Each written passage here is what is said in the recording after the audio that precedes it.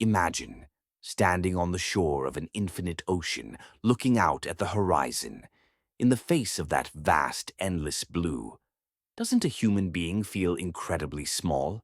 A speck of dust inside a boundless universe, limited, helpless, and mortal.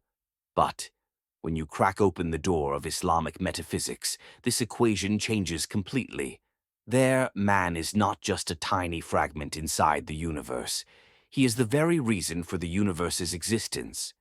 The great secret whispered by ancient sages is this: God and man are not two distant shores separated by an abyss. They are two faces of the same truth, looking at each other. But how? How can the absolute, limitless creator connect with a human being full of flaws? The answer to this question lies hidden in the greatest treasure of existence. The master of metaphysics, Ibn Arabi, and the seekers of truth tell us that everything began with love. In that famous sacred tradition, the Creator says, "I was a hidden treasure. I loved to be known, so I created the creation." Notice carefully. He does not say, "I wanted to be known."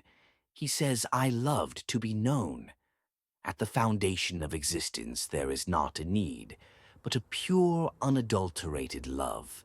He desired to gaze upon his own infinite beauty, his attributes of perfection, and the reflection of his names. But even infinity needs a mirror to see itself. The universe was that massive, unpolished mirror reflecting these divine names.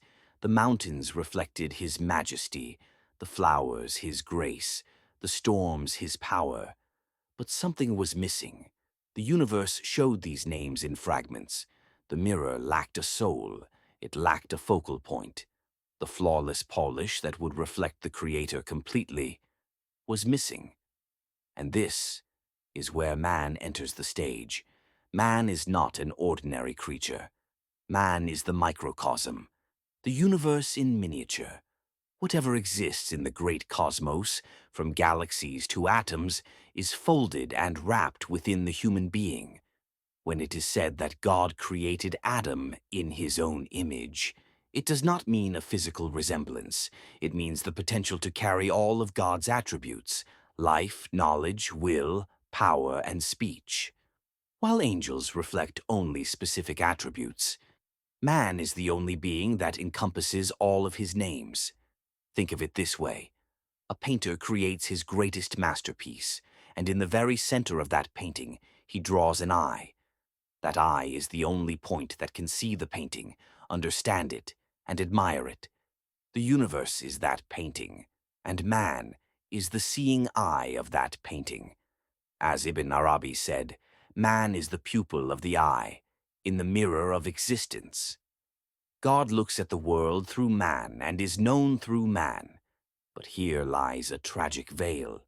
Although created with this magnificent potential, when man falls into this world, he catches the sickness of forgetfulness. He forgets the divine breath within his own essence, and thinks he is merely this body, this ego, this name. The mirror becomes rusted. It can no longer reflect the sun. The veil called the ego comes between the servant and his Lord. All the suffering in this worldly life stems from this separation, from that deep longing for his origin. Just as the reed flute weeps because it was torn from the reed bed, the human soul longs for the source it came from. The sole purpose of Sufism and the spiritual journey is to polish this mirror once again. It is for man to strip away that small, selfish eye and discover the truth within. Because in Islamic metaphysics, existence is one. This is called Wahdat al Wujud, the unity of being, like the ocean and the wave. The wave is not a separate entity from the ocean. It is the ocean taking shape for a moment.